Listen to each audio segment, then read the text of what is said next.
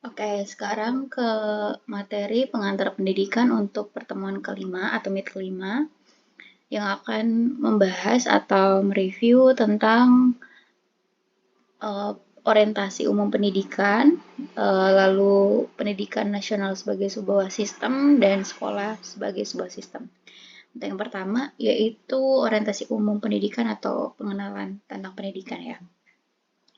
Nah, kita mulai dari pengertian pendidikan. Pendidikan adalah usaha sadar dan terencana untuk mewujudkan suasana belajar dan proses pembelajaran agar siswa secara aktif mengembangkan potensi dirinya untuk memiliki kekuatan spiritual keagamaan, pengendalian diri, kepribadian, kecerdasan, akhlak mulia, serta keterampilan yang diperlukan dirinya dan masyarakat.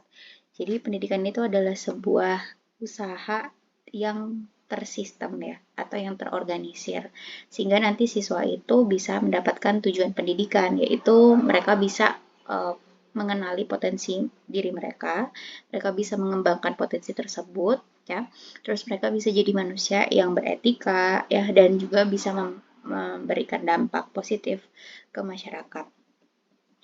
Nah, dalam kajian dan pemikiran tentang pendidikan, terlebih dahulu kita harus ketahui tentang istilah yang biasanya sering digunakan di pendidikan yaitu pedagogi. Ya. Pedagogi itu artinya pendidikan ya sebenarnya. Jadi pedagogi itu artinya ilmu pendidikan, di mana arti katanya dari pedagogos yang awalnya berarti pelayanan, kemudian berubah menjadi pekerjaan mulia. Nah, karena pengertian pedagogi dari pedagogos berarti seorang yang tugasnya membimbing anak di dalam pertumbuhannya ke daerah berdiri sendiri dan bertanggung jawab. Pekerjaan mendidik mencakup banyak hal, yaitu apapun ya yang berhubungan dengan perkembangan manusia. Mulai dari perkembangan fisik, kesehatan, keterampilan, pikiran, perasaan, kemauan, sosial, sampai pada perkembangan ya keimanannya gitu ya, atau kepercayaannya ya. Tergantung dari kepercayaan nya masing-masing ya si anak tersebut. Jadi pedagogi itu sebenarnya artinya adalah pendidikan ya. Nah, berarti pendidikan adalah usaha manusia ya untuk menumbuhkan dan mengembangkan potensi yang dibawa oleh manusia itu yang baik ya, yang baik untuk jasmani dan rohaninya, terus bisa sesuai dengan nilai-nilai yang ada di dalam masyarakat dan kebudayaan yang masih relevan atau yang masih dipakai di masyarakat tersebut. Jadi pendidikan dan budaya itu juga saling berkesinambungan gitu ya, saling bersama-sama bareng jalannya gitu. Jadi nggak bisa dipisahkan antara pendidikan dan kebudayaan. Oke, sekarang pendidikan itu tidak hanya dipandang sebagai usaha pemberian informasi dan pembentukan keterampilan, namun diperluas sehingga mencakup usaha untuk mewujudkan keinginan, kebutuhan, dan kemampuan individu sehingga tercapai pola hidup pribadi dan sosial yang memuaskan. Pendidikan bukan semata-mata sebagai sarana untuk persiapan kehidupan yang akan datang, tetapi untuk kehidupan anak sekarang yang sedang mengalami perkembangan menuju ke tingkat kedewasaannya. Pendidikan adalah proses pembelajaran yang didapat oleh setiap manusia untuk dapat membuat manusia ini mengerti, paham, dan lebih dewasa serta mampu membuat manusia lebih kritis dalam berpikir. Jadi, pendidikan itu adalah usaha atau proses yang dimaknai itu mulai dari mereka mulai mendapatkan proses tersebut sampai seterusnya gitu ya. Jadi orientasinya itu walaupun ada tujuannya memang atau target yang dicapai untuk si anak ini menempuh pendidikan, tetapi proses yang mereka tempuh itu juga bermakna gitu ya. Jadi bukan hanya solely atau kayak hanya utamanya adalah misalnya membuat anak ini tuh dewasa, dia cakap terhadap keterampilannya gitu ya, terus dia punya profesi, dia bisa independen, tetapi juga dia sendiri itu tahu dirinya dia tahu apa yang dia mau gitu ya, apa keinginan dia, kebutuhan dia gitu, apa cita-cita dia gitu. Jadi yang membuat individu tersebut itu unik dan berbeda-beda gitu. Jadi mereka bukan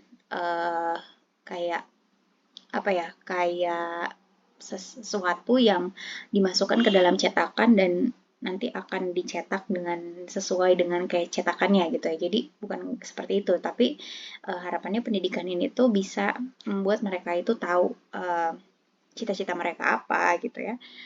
Kemudian membahagiakan mereka juga tentunya gitu, karena mereka itu sendiri akan puas terhadap apa yang mereka pengenin gitu ya, secara individu mereka atau secara pribadi mereka, dan nantinya pun akan terpancar gitu loh ke sosialnya gitu. Jadi karena ya dalam prosesnya itu mereka itu di apa ya, dilatih, dibimbing, dididik ya, difasilitasi oleh orang-orang dewasa yang juga manusiawi gitu ya.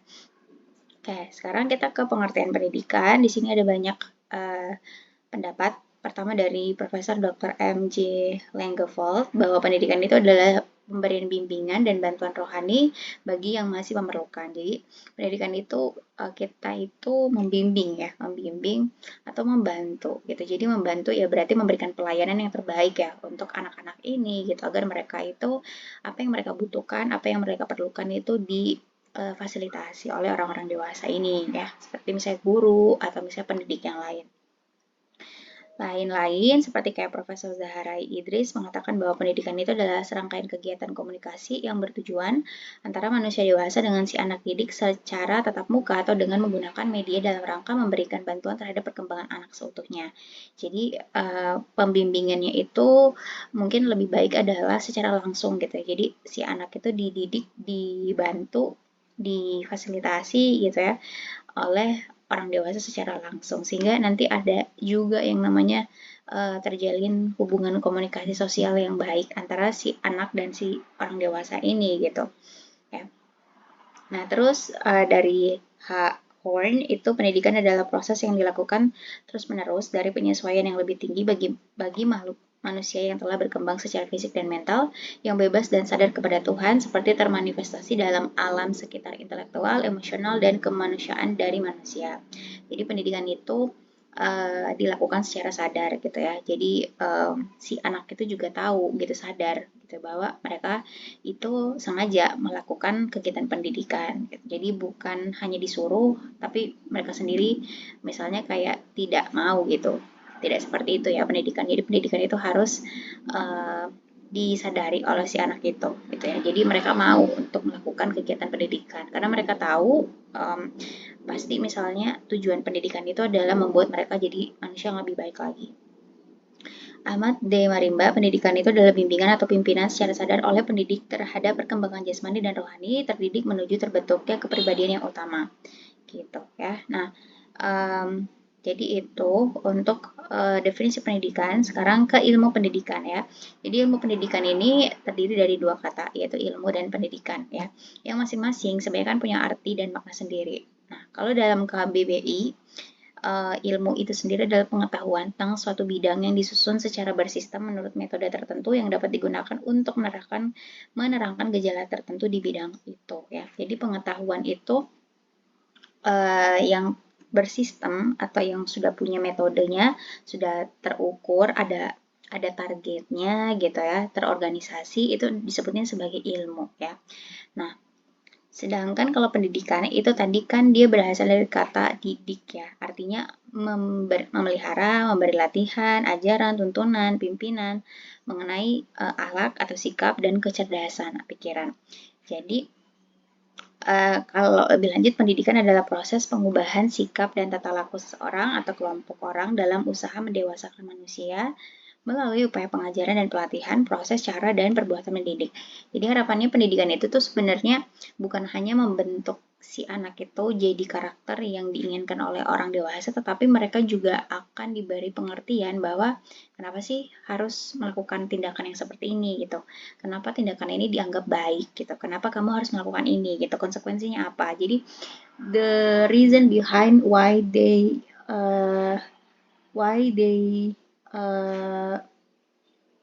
choose to do itu harusnya ada ya.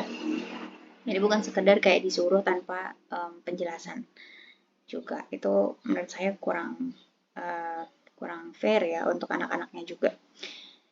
Nah, oke, ini definisi untuk ilmu pendidikan. Menurut Carter V. Good, itu sebuah bangunan pengetahuan sistematis yang mencakup aspek kuantitatif dan objektif dari proses belajar, dan juga menggunakan instrumen secara seksama dalam mengajukan hipotesis pendidikan untuk diuji berdasarkan pengalaman yang seringkali dalam bentuk eksperimen. Jadi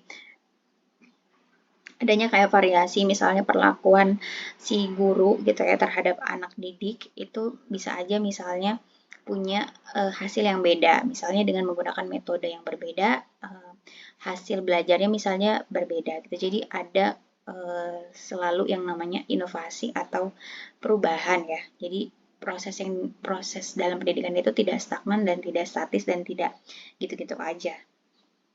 Nah, menurut Driarkara, ilmu pendidikan ini adalah pemikiran ilmiah, yakni pemikiran yang bersifat kritis, memiliki metode dan tersusun secara sistematis tentang pendidikan. Jadi, ya ilmu pendidikan ini tuh ya kan harusnya kan diterapkan ya.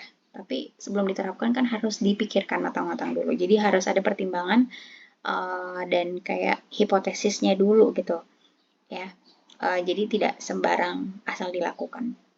Menurut Imam Barnadi, ilmu pendidikan adalah ilmu yang membicarakan masalah umum pendidikan secara menyeluruh dan abstrak. Pendidikan memiliki corak teoritis dan praktis. Bercorak teoritis artinya normatif atau menunjukkan standar nilai tertentu, sedangkan kalau praktis itu pendidikan harus dilaksanakan, jadi prosesnya yang dilaksanakan. Jadi betul tadi bahwa pendidikan itu kan dia ranahnya itu adalah ranah pemikiran juga, tapi pemikiran itu kan nggak ada artinya kalau misalnya nggak aplikasikan ya, atau enggak diuji apakah pemikiran itu misalnya sesuai dengan yang dipikirkan atau misalnya perlu dikoreksi gitu, makanya perlu dipraktekkan gitu. Jadi harus ada impactful-nya yang real. Nah, jadi bisa disimpulkan bahwa ilmu pendidikan itu adalah sebuah kumpulan pengetahuan atau konsep yang tersusun secara sistematis dan mempunyai metode tertentu yang bersifat ilmiah yang menyelidiki, merenungkan tentang gejala-gejala perbuatan mendidik atau suatu proses bantuan yang diberikan oleh orang dewasa kepada anak yang belum dewasa untuk mencapai kedewasaannya dalam rangka mempersiapkan dirinya untuk kehidupan yang bermakna. Sedangkan ilmu pendidikan secara alternatif adalah sistem pendidikan yang tidak selalu identik dengan sekolah atau jalur pendidikan di luar pendidikan formal yang dapat dilaksanakan secara terstruktur dan berjenjang. Pendidikan secara alternatif berfungsi mengembangkan potensi siswa dengan penekanan serta penguasaan pengetahuan dan keterampilan fungsional, serta pengembangan sikap dan kepribadian fungsional. Jadi, pendidikan itu bisa diartikan secara luas bahwa proses yang bisa membentuk atau kayak memperbaiki gitu ya, misalnya sikap kah, atau misalnya meningkatkan kualitas cara berpikir kah, atau misalnya memberikan contoh ke anak itu tentang adab atau etika gitu, tanpa misalnya di lembaga pendidikan itu masuk dalam pendidikan juga, proses pendidikan juga. Tapi ada juga pendidikan itu kan umumnya atau definisinya itu hanya untuk misalnya yang mengikuti pendidikan yang formal ya gitu. Jadi bisa dari arti yang luas atau arti yang sempit. Intinya adalah pendidikan itu adalah sebuah usaha gitu yang dilakukan oleh orang dewasa agar anak-anak ini tuh ya nggak bengong aja, atau kayak mereka kayak nggak ngapa-ngapain, atau misalnya mereka jadinya nggak produktif gitu ya. Jadi dengan pendidikan mereka tahu gitu apa yang mereka pengen, mereka inginkan, potensi di dirinya mereka apa, bakat mereka apa, bisa dikembangkan begitu. Nah, unsur-unsur pendidikan tentunya terdiri dari siswa, pendidik itu sendiri atau orang dewasa, terus adanya proses atau interaksi ya antara pendidik dan siswa itu, kemudian tentunya ada tujuan pendidikan, dan tentunya ada konten pendidikannya gitu ya, atau materi yang mau diajarkan, terus alat dan metodenya yang digunakan, serta lingkungannya gitu ya. Jadi kita bahas satu-satu. Yang pertama, peserta didik atau siswa ya, atau anak-anak yang mau dididik atau yang mau belajar ya. Di sini jadi siswa ini ya tentunya orang yang memiliki potensi fisik dan psikis, seorang individu yang berkembang serta individu yang membutuhkan bimbingan dan perlakuan manusiawi. Jadi diperlakukan secara manusiawi ya, bukan secara robot. Jadi tidak kayak sengaja mereka masuk ke dalam lembaga pendidikan untuk jadi robot yang kaku dan nggak unik gitu. Jadi anak-anak itu mereka akan jadi individu dewasa yang bertanggung jawab, tapi mereka juga akan punya keunikannya masing-masing atau punya kelebihannya masing-masing yang tentunya beda-beda gitu di setiap bidang.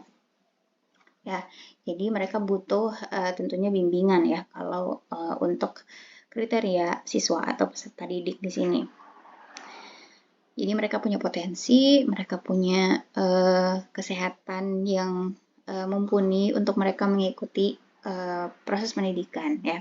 Terus pendidik di sini orang dewasa yang bertanggung jawab terhadap pelaksanaan pendidikan dengan sasaran siswa.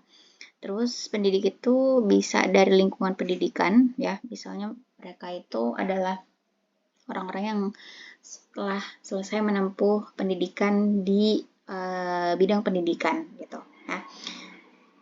Nah, jadi seorang pendidik itu bisa juga selain guru ya orang tua juga gitu ya. Orang tua itu adalah pendidik yang utama sebenarnya untuk anaknya ya. Terus juga masyarakat ya. Jadi ada yang mungkin memang pendidik yang kategorinya itu ya mereka punya keilmuan pendidikan dan mereka memang pekerjaannya adalah pendidik, tapi ada juga pendidik yang itu adalah orang-orang dewasa yang mau nggak mau sebenarnya mereka harus jadi pendidik juga gitu ya, yang mereka itu akan memberi dampak ke anak-anak tersebut, misalnya masyarakat, orang tua gitu ya, atau orang yang lebih tua sekalipun. Nah, terus interaksi edukatif. Jadi di sini maksudnya adalah komunikasi timbal balik antara siswa dengan pendidik yang terarah kepada tujuan pendidikan. Jadi adanya komunikasi gitu ya, atau adanya sosialisasi yang terjadi antara dua pihak ini timbal balik ya. Jadi bukan hanya dari guru ke anak didik, tapi anak didik ke guru juga, atau anak didik ke anak didik yang lain. Nah, pencapaian tujuan pendidikan secara optimal ditempuh melalui proses berkomunikasi intensif dengan manipulasi isi, metode, serta alat pendidikan. Ketika pendidik memberi bahan ajar berupa materi pelajaran dan contoh-contoh, diharapkan adanya respon yang baik dari siswanya ya, dengan tetap menjunjung sifat saling menghargai satu sama lain. Lalu tujuan pendidikan. Tujuan pendidikan pasti tentunya adalah motivasi. Kenapa sih proses pendidikan itu dilakukan gitu? Karena ini yang mau dicapai. Nah, tujuan pendidikan bersifat abstrak karena memuat nilai-nilai yang sifatnya abstrak. Tujuan demikian bersifat umum, ideal, dan kandungannya sangat luas sehingga sulit untuk dilaksanakan di dalam praktek. Sedangkan pendidikan harus berupa tindakan yang ditunjukkan kepada siswa dalam kondisi tertentu, tempat tertentu, dan waktu tertentu dengan menggunakan alat tertentu. Tujuan pendidikan juga bertujuan untuk membangkitkan, memicu, dan menyegarkan kembali materi-materi yang telah dibahas agar siswa semakin mantap dalam menguasai pelajaran. Misalnya kan kayak tujuan pendidikan itu kan ada yang sifatnya abstrak itu seperti membuat misalnya agar anak-anak itu punya akhlak mulia ya. Jadi akhlak mulia ini tuh kan sebenarnya abstrak ya. Nah, untuk bisa dikonkretkan maka harus punya parameter atau kayak harus punya ukuran gitu yang disebut sebagai akhlak mulia itu apakah nanti tentunya dirancang oleh guru gitu ya. Misalnya kalau mereka itu memperlihatkan sikap yang ketika ketika mereka itu bertemu dengan guru mereka salam gitu, atau misalnya ketika mereka berbicara atau mau memberikan pendapat mereka harus angkat tangan dulu gitu ya. Jadi kayak ada kayak ada kalimat-kalimat konkretnya yang nanti itu bisa mengindikasikan atau itu dikategorikan sebagai berakhlak mulia kayak gitu. Jadi biarpun tujuan pendidikan itu abstrak, tapi sebenarnya nanti pun itu akan dikonkretkan gitu ya di prakteknya. Nah, materi pendidikan. Jadi tentunya ada bahan yang akan ingin harapannya itu siswa itu pahami ya. Jadi yang akan diberikan gitu ya oleh guru. Tentunya materi ini tuh nanti akan diolah atau disajikan atau disampaikan dengan variasi dari kreativitas gurunya gitu ya, entah melalui ceramah atau misalnya melalui penugasan gitu dan lain-lain. Alat dan metode pendidikan di sini adalah segala sesuatu yang dilakukan ataupun diadakan dengan sengaja untuk mencapai tujuan pendidikan. Jadi misalnya alat-alat atau fasilitas ya yang dibutuhkan selama proses belajar. Misalnya guru butuh listrik gitu ya, atau misalnya guru butuh kelas ya, atau guru itu butuh LCD proyektor gitu untuk menampilkan materinya. Terus metodenya misalnya siswanya duduk menyimak guru menjelaskan gitu. Jadi macam-macam ya alat dan metodenya sesuai dengan gurunya mau seperti apa nanti proses belajarnya.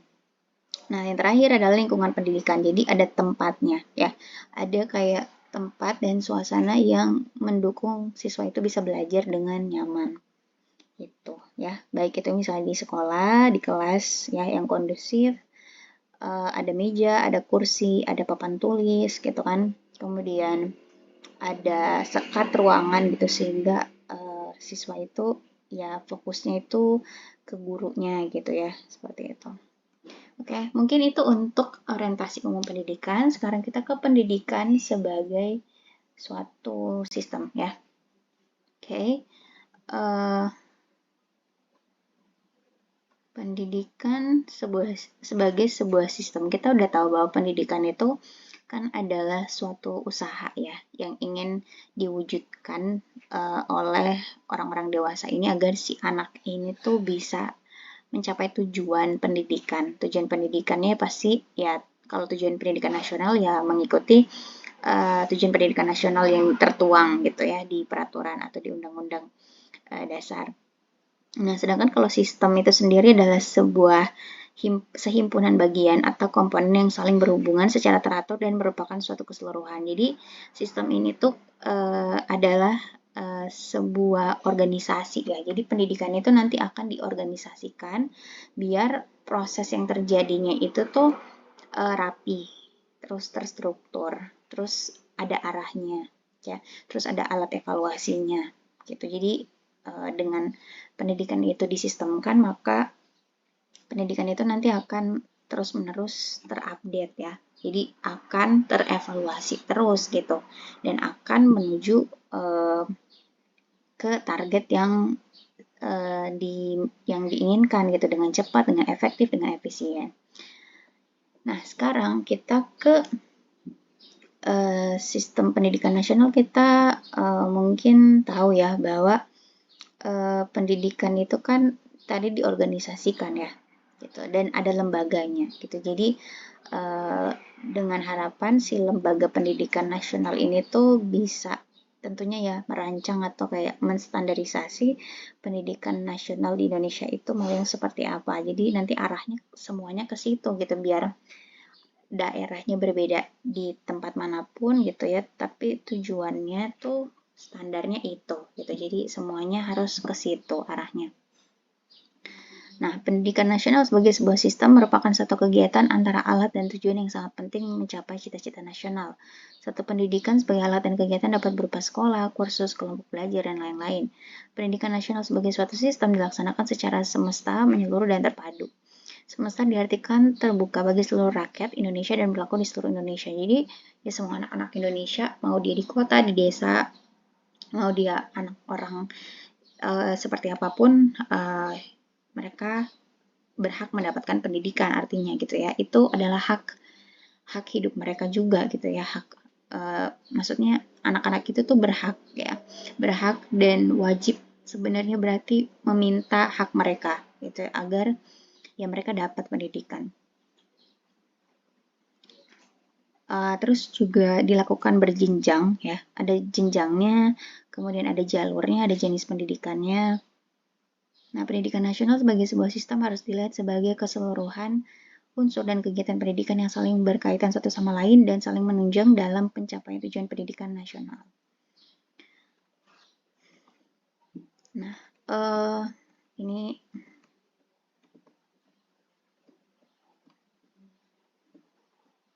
saya mau lihat dulu apakah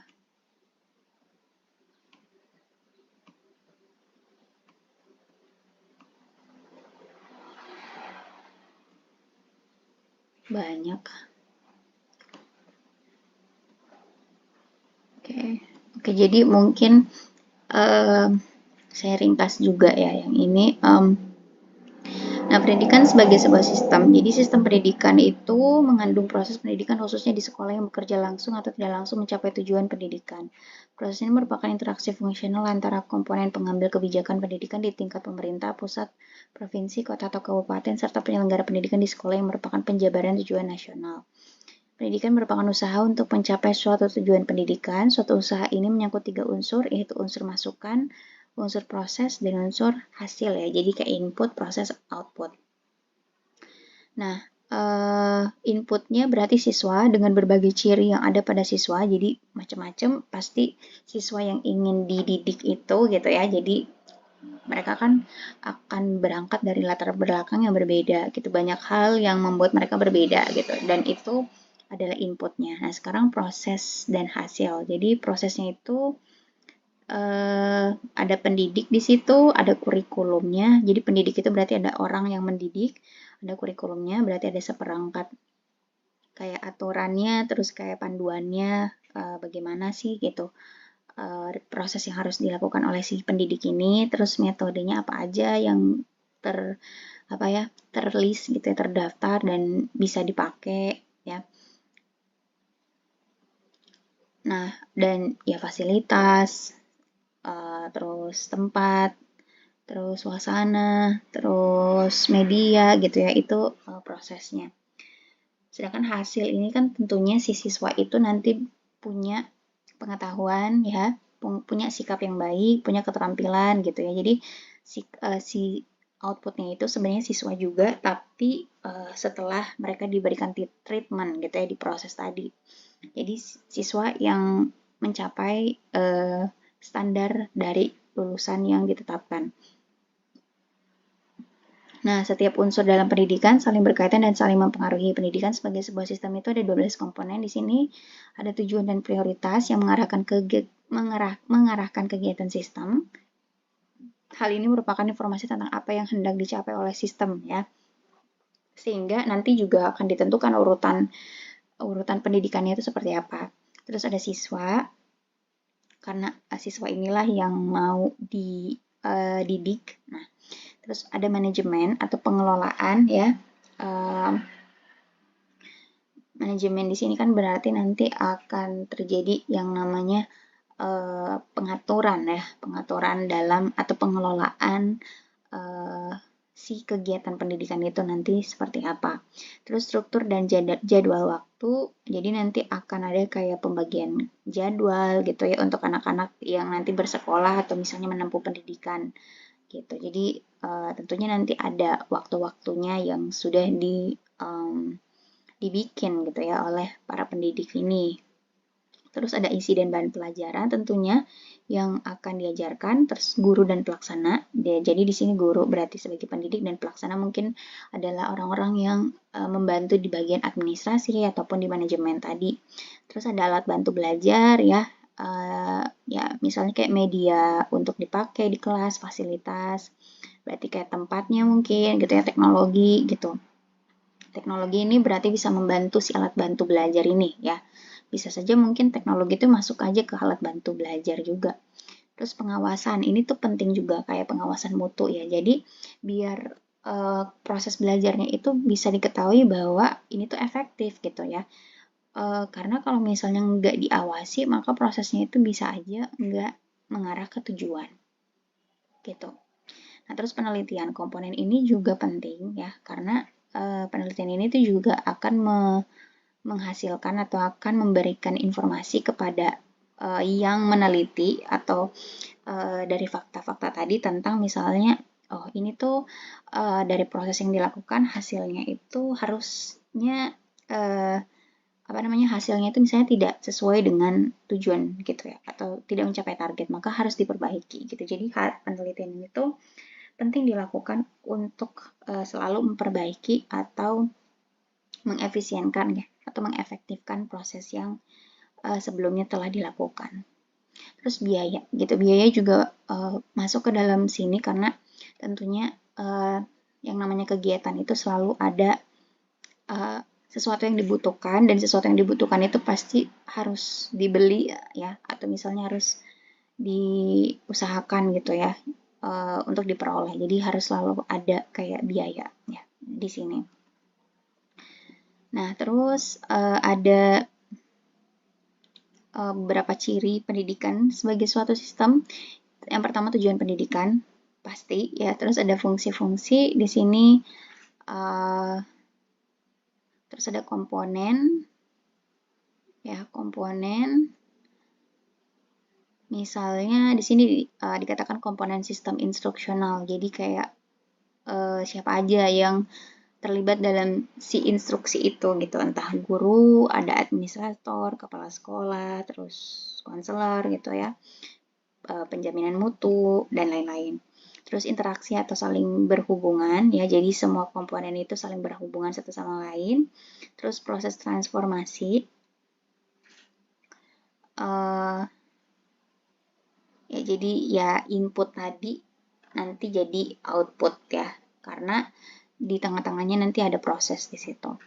Terus ada umpan balik atau koreksi ya, itu penting juga. Dan daerah batasan dan lingkungan di sini adalah sistem dengan lingkungan sekitar akan terjadi interaksi. Jadi ya kayak misalnya di sekolah gitu ya. Di sekolah itu kan kayak batasan tempat belajar. Jadi di sebelah sekolah entah itu adalah tempat apa, itu tidak penting, tapi ya yang penting adalah yang di sekolah itu adalah tempat untuk siswa itu terjadi proses belajar di situ.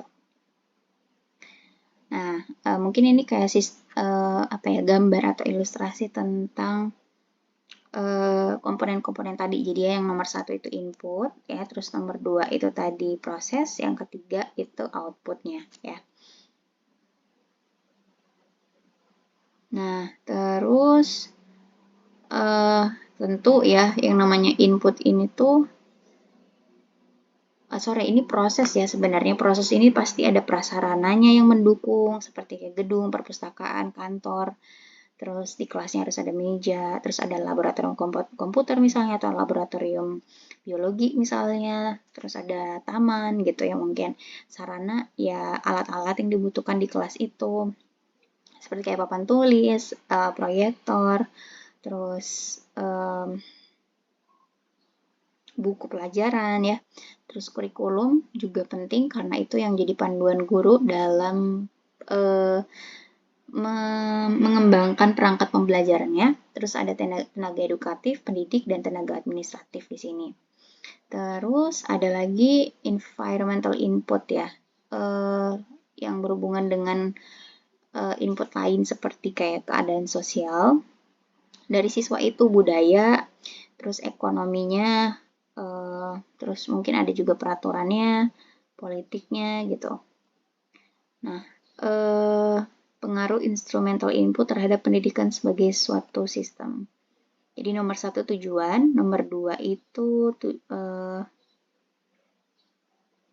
nomor 1 itu visi misi ya, nomor 2 tujuan, 3, 4 sampai 8 itu apa ini? Oke, kayak alatnya kah, terus bahan yang dipakai gitu ya. Administrasinya kah, metodenya, pengajarnya, evaluasinya gitu. Ya. Oke, itu 3 sampai 8. Terus yang 9, 10, 11 kita lihat apa. Di sini oke, bimbingan atau penyuluhan, 10 proses belajar, 11 tujuan pendidikan, 12 evaluasi. Jadi memang ya sama aja. Jadi kayak 1, 2 itu kan tadi tujuan ya. Terus 3 sampai 8 ini tuh kayak yang mau dilaksanakan. Siapa aja bagian-bagiannya di situ. Ada orangnya, ada metodenya, ada alat yang dipakainya gitu kan, ada prosesnya. Terus nanti 9, 10, 11 itu ya dari proses yang dilakukan itu apakah misalnya diberikan penguatan, jadi ada pembimbingan lagi, terus ada evaluasi lagi gitu ya. Jadi berkesinambungan sebenarnya gitu ya. Terus nanti akan dievaluasi apakah si hasil tadi itu sudah searah dengan target atau tujuan di nomor 1, 2 tadi gitu. Jadi itu ya untuk pendidikan nasional sebagai sebuah sistem. Nah, sekarang ke sekolah ya sebagai sebuah sistem. Nah, jadi mungkin sebenarnya nggak jauh beda karena tadi yang saya bahas juga pendidikannya di situ adalah sekolah ya. Jadi kita baca aja di sini sekolah sebagai sebuah sistem, yaitu sekolah yang memiliki komponen inti yang terdiri dari input, proses, dan output, berarti hampir mirip ya. Input sekolah berupa manusia, yaitu siswa yang dididik, dilatih, dibimbing, dan dikembangkan segala potensi yang dimiliki agar menjadi manusia yang seutuhnya. Terus input sumber daya sekolah juga ada kepala sekolah, guru, dan tenaga kependidikan, pendidik, pelatih, dan pembimbing. Uang merupakan komponen yang sangat penting guna memperlancar proses. Material atau bahan-bahan sebagai penunjang proses pembelajaran di sekolah, lalu metode, teknik, strategi, pendekatan gitu ya. Serta yang nggak kalah penting itu dalam mesin, alat dan teknologi ya, atau misalnya media belajar ya. Nah, terus itu tadi jadi inputnya tetap ya orangnya yang terlibat di situ, prosesnya berarti apa saja yang apa saja yang dibutuhkan, yang dipakai, siapa aja yang melakukan gitu ya diproses. Nah, terus outputnya itu tentunya si siswa yang akan mencapai tujuannya, tujuan pendidikan atau tujuan sekolah di sini berarti ya. Sehingga sekolah sebagai sebuah sistem itu kan perlu manajemen ya, perlu diatur, perlu diorganisir, perlu di sistemkan gitu. Jadi pasti ada manajemennya di situ ya. Misalnya proses kepemimpinan yang menghasilkan keputusan partisipatif, yaitu keputusan dan kesepakatan bersama antar kepala sekolah, guru, siswa, orang tua gitu. Dan orang-orang berkepentingan terhadap pendidikan serta pemotivasian terhadap staf agar dalam menjalankan tugas lebih antusias. Jadi ada pengaturan gitu. Tapi ya tetap berarti harus ada pemimpin di situ yang akan menjadi sentralnya gitu ya. Terus nanti akan diadakan kayak pertemuan yang melibatkan orang-orang dewasa ini gitu untuk ya melihat atau mengevaluasi juga proses belajar yang terjadi di sekolah. Terus proses manajemen menghasilkan aturan, penyelenggaraan, pengelolaan kelembagaan, pengelolaan program, pengkoordinasian kegiatan, monitoring dan evaluasi. Jadi ya sekolah juga akhirnya kan akan ya membuat jadwal gitu ya, jadwal untuk siswa gitu ya. Misalnya kelas 10, 11, 12 itu gimana gitu. Pengaturan jadwal mereka masuk dan pulang sekolah, terus misalnya ada jadwal untuk ujian gitu ya. Ada misalnya pembimbingan kah atau kayak pengaturan-pengaturan lainnya gitu ya yang itu disusun oleh orang-orang tersebut. Terus output adalah komponen terakhir dalam sekolah sebagai sebuah sistem. Output merupakan hasil dari belajar siswa selama sekolah dan konsep diri siswa. Hasil belajar siswa merupakan pengetahuan yang dicapai siswa dalam sejumlah mata pelajaran, sedangkan konsep diri adalah pandangan dan penilaian siswa mengenai keseluruhan dirinya. Jadi, ya harapannya siswa itu di output itu bisa mengenali potensi mereka dan mereka juga menyelesaikan ya hasil belajar yang sesuai, yang diharuskannya seperti apa standarnya gitu, minimal standarnya gitu ya. Jadi ada dua aspek di sini untuk bisa melihat persepsi diri siswa, yaitu aspek internal, identitas diri, perilaku diri, dan penilaian, dan aspek eksternal yaitu fisik diri, etika, personal diri, family diri, dan sosial ya. Jadi ya mereka juga harus bisa jadi siswa yang berhubungan baik dengan siswa lainnya gitu ya. Nah, bukan hanya misalnya dia prestasinya bagus gitu. Nah, lalu yang terakhir output sekolah itu tadi ya berarti siswa yang lulus ya harusnya. Jadi lulusan siswa. Siswanya harus lulus karena ya kategori siswa itu mencapai tujuan sekolah tadi itu adalah siswanya itu lulus ya. Siswa adalah fokus dari output sekolah. Dengan catatan siswa harus memiliki kompetensi yang telah dipersyaratkan. Outputnya adalah lulusan yang bermanfaat bagi kehidupan, baik secara personal, sosial, individu, ataupun kelompok. Ya, kalau misalnya dia itu kalau misalnya dia lulus di sekolah dasar, maka tentunya harapannya ketika dia lulus itu dia bisa lanjut ke sekolah menengah gitu. Menengah pertama, menengah atas. Terus nanti dia bisa, misalnya kalau dia SMK, ketika dia lulus, dia harapannya bisa punya profesi gitu. Jadi dia bisa lanjut ke kerja kah gitu ya, atau dia bisa membuka lapangan pekerjaan baru, atau misalnya dia lanjut untuk studinya di universitas gitu. Jadi harapannya bukan hanya lulus aja, tetapi ya dia itu bisa berkompetisi juga di level selanjutnya. Begitu. Mungkin itu aja untuk materi kali ini. Thank you.